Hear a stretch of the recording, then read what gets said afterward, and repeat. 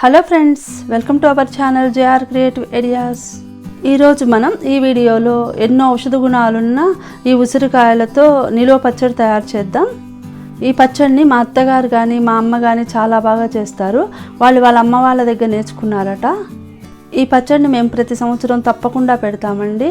ఇది సంవత్సరమే కాదండి, ఎన్ని రోజులైనా పాడైపోకుండా ఉంటుంది ఇలా చేసుకుంటే. ఈ పచ్చడి పాడైపోకుండా కరెక్ట్ కొలతలతోటి టిప్స్ తోటి ఎలా చేయాలో చూద్దాం. స్కిప్ చేయకుండా ఈ వీడియో చూడండి. ఇక ఈ పచ్చడి ఎలా తయారు చేయాలో చూద్దాం రండి. ముందుగా ఉసిరికాయలను శుభ్రంగా కడిగి తుడిచి ఆరబెట్టుకోవాలి. వీటిని వెనకటి కాలం రోట్లో వేసి దంచి గింజలు తీసేవాళ్ళు. ఇప్పుడైతే మనం చాకుతో కట్ చేద్దాము. వీటిని స్టీల్ చాకునే వాడుకోవాలి. దీనికి ఇనుప చాకు వాడితే నల్లగా అవుతుంది పచ్చడి, అందువలన స్టీల్ చాకును వాడుకోవాలి. ఉసిరికాయలను ఒక్కసారి ఇలా ఒక్కటి తీస్తే మిగతావన్నీ తీయడం చాలా ఈజీగా వస్తాయి. ఉసిరికాయలన్నిటిని ఇలా తరుక్కోవాలండి. ఇప్పుడు వీటిని మిక్సీలో వేద్దాం.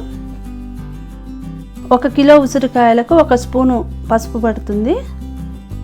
దీనిలో 1/2 స్పూన్ పసుపు వేసుకొని మరీ మెత్తగా కాకుండా కొద్దిగా బరకగా మిక్సీ చేసుకోవాలి. ఇలా మొత్తం ఉసిరికాయలను మిక్సీ చేసుకోవాలి. ఇప్పుడు దీన్ని ఉప్పు కలపకుండా ఇలానే ఒక డబ్బాలో పెట్టుకోవాలండి. స్టీల్ డబ్బా అయితే నల్లగా అవుతుంది కాబట్టి ఒక ప్లాస్టిక్ది కానీ జాడీలో కానీ పెట్టుకోవాలి. ఈ పొడిని ఒకసారి పసుపు మొత్తం కలిసేట్లు కలుపుకోవాలి. ఇప్పుడు దీనిని ఒక డబ్బాలో పెడదాం.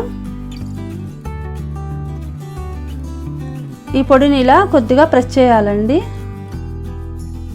ఇలా అదిం పెట్టుకున్న తర్వాత మూత పెట్టుకొని పక్కన పెట్టుకోవాలి. మరుసటి రోజు ఒకసారి తీసి ఒకసారి కలుపుకోవాలి.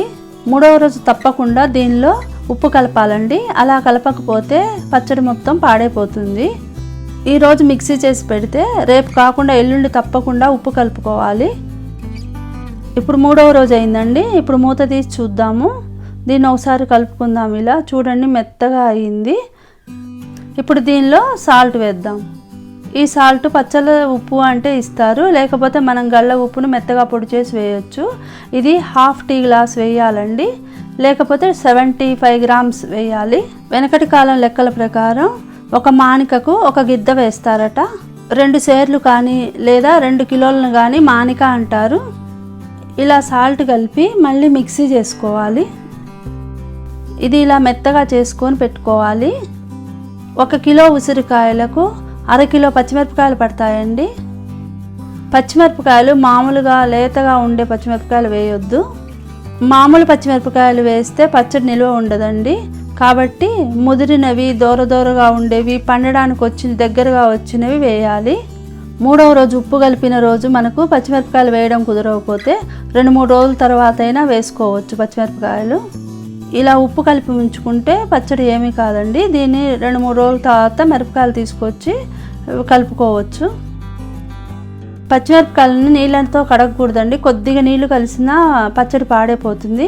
కాబట్టి వీటిని కొద్దిగా తడి ఉన్న క్లాత్తో తుడిచి వీటిని 1 అరగంట ఆరబెట్టుకోవాలి. ఈ పచ్చిమిరపకాయలను ఇలా కట్ చేసుకోవాలండి. ఇప్పుడు ఈ కట్ చేసుకున్న పచ్చిమిరపకాయలను మిక్సీ జార్లో తీసుకుందాం. ఈ 1/2 కేజీ పచ్చిమిరపకాయలకు కూడా 1/2 టీ గ్లాసు సాల్ట్ పడుతుందండి. ఈ ఉప్పు కరెక్ట్గా సరిపోతుంది. ఒకవేళ ఉసిరికాయలు ఎక్కువ పులుపు ఉండి పచ్చిమిరపకాయలు ఎక్కువ కారం ఉండి ఏదైనా ఉంటే కొద్దిగా సాల్ట్ని చెక్ చేసుకొని కొద్దిగా ఏమైనా అవసరమైతే కలుపుకోవాలి, లేకపోతే అవసరం లేదు. ఇప్పుడు ఈ పచ్చిమిరపకాయల పేస్టును మనం చేసి పెట్టుకున్న ఉసిరికాయల పచ్చడిలో వేసుకుందాం. ఇలా అన్ని పచ్చిమిరపకాయలు మిక్సీలో వేసుకొని ఈ పచ్చడిలో కలుపుకోవాలి. ఇప్పుడు ఈ రెండింటిని కలుపుకొని మళ్ళీ ఒకసారి మిక్సీ చేసుకోవాలి. ఎందుకంటే ఉప్పు, పచ్చిమిరపకాయల కారం, ఉసిరికాయ మొత్తం బాగా కలవడానికి ఒకసారి మొత్తం కలిసేట్లు మిక్సీ చేసుకుంటే సరిపోతుంది. ఈ పచ్చడిని కొద్దిగా వేడి అన్నంలో నెయ్యి వేసుకొని తింటే చాలా టేస్ట్ ఉంటుందండి. ఇప్పుడు ఈ పచ్చడిని మిక్సీలో వేసుకొని కొద్దిగా మెంతిపిండి కలిపి పెట్టుకుంటే, జాడీలో పెట్టుకుంటే ఇక మన ఉసిరికాయ పచ్చడి రెడీ అయినట్లే. ఈ పచ్చడి చేసుకోవడం చాలా ఈజీ అండి. నేను 2 కిలోలు చేశాను. ఇలా చేసి పెట్టుకొని ఎప్పుడైనా కూరగాయలు లేనప్పుడు అలాంటప్పుడైనా కొద్దిగా తీసుకొని పోపు పెట్టుకుంటే చాలా టేస్టీ అండ్ హెల్తీ కూడా.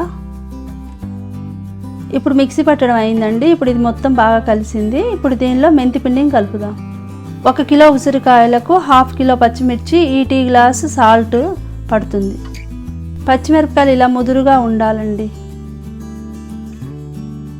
ఇప్పుడు దీనిలో కలపడానికి మెంతి పౌడర్ని తయారు చేద్దాం. ఇప్పుడు ఒక స్టవ్ వెలిగించి ఒక ప్యాన్ పెట్టుకున్నాను. దీనిలో కొద్దిగా మెంతులు వేసాను. ఇప్పుడు వీటిని ఇలా నూనె వేయకుండా ఫ్రై చేసుకోవాలి.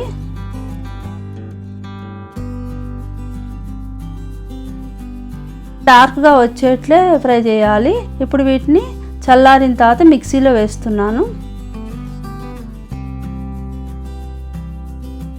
దీనిని ఇలా మెత్తగా పౌడర్ చేసుకోవాలి. 1 టీ స్పూన్ మెంతి పొడిని ఈ ఉసిరికాయ పచ్చడిలో వేసుకోవాలి. ఈ పౌడర్ని వేసి బాగా పచ్చడి మొత్తం కలిపి జాడీలో పెట్టుకోవాలి.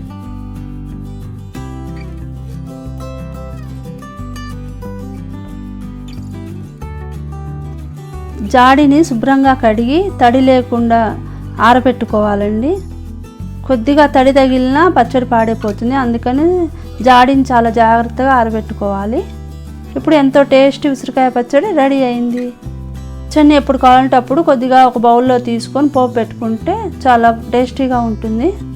ఈ పచ్చడిని పోపు కోసం జాడీలోంచి తీసుకునేప్పుడు మొత్తాన్ని కలపకూడదండి, పైన నల్లగా అవుతుంది. దాన్ని కొద్దిగా పక్కకని లోపల నుంచి పచ్చడి తీసుకొని మళ్ళీ నల్లది కప్పాలండి.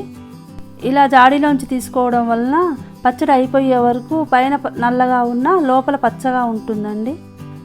ఇప్పుడు ఈ చట్నీలో పోపు పెడదాం. స్టవ్ వెలిగించి ఒక ప్యాన్ పెట్టుకుందాము. ఈ ప్యాన్ కొద్దిగా వేడైన తర్వాత దీనిలో కొద్దిగా నూనె వేసుకోవాలి. నూనె కొద్దిగా వేడైన తర్వాత దీనిలో ఇప్పుడు ఒక ఎండుమిర్చి కట్ చేసుకొని వేసుకోవాలి. కొద్దిగా పచ్చిశనగపప్పు, మినపప్పు, ఆవాలు వేసుకొని ఇవి కొద్దిగా ఫ్రై అయిన తర్వాత ఇంగు వేసుకోవాలి. ఇప్పుడు చివరిగా కొద్దిగా కరివేపాకు వేసుకోవాలి. ఇప్పుడు ఈ పోపును మన ఉసిరికాయ పచ్చడిలో వేసేద్దాం. గుమగుమలాడే ఉసిరికాయ పచ్చడి రెడీ. ఈ పచ్చడి మీరు కూడా చేసుకొని ఎలా ఉందో టేస్ట్ తప్పకుండా కామెంట్ చేయండి. నచ్చితే లైక్ చేయండి, షేర్ చేయండి, సబ్స్క్రైబ్ చేయండి. పక్కనున్న బెల్ ఐకాన్ క్లిక్ చేయడం వలన నేను పెట్టే వీడియోస్ నోటిఫికేషన్స్ వెంటనే వస్తాయి. తప్పకుండా క్లిక్ చేయండి. Thank you for watching the video. మళ్ళీ వేరొక ఇంట్రెస్టింగ్ వీడియోలో మళ్ళీ కలుసుకుందాం. అంతవరకు బాయ్.